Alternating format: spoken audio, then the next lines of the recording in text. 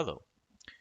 In this video, we will have a look at how to create breaks in our tables. So what exactly is a break? Let's say in this example, on this table, you want to get the summarized values for sales revenue per state.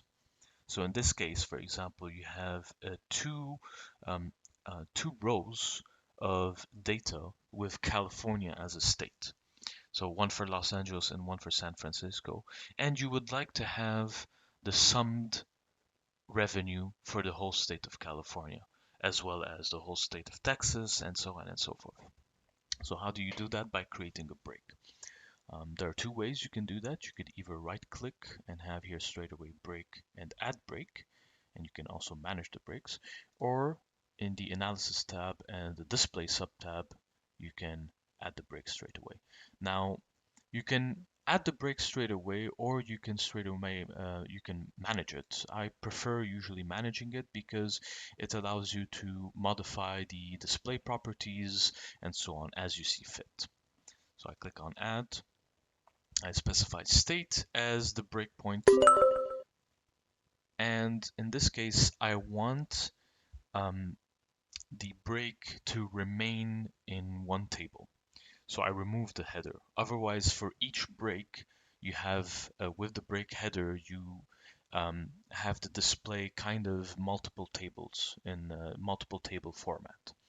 I want to keep the break footer because this is where the summed value is shown, and we can keep apply for a sort. Now, duplicate values, this is for the actual names of the data cells for state.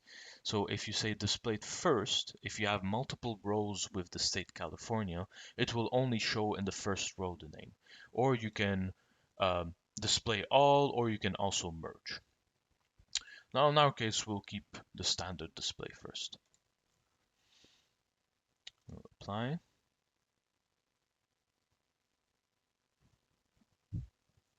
As you can see, we now have in our table, it is divided into states as well.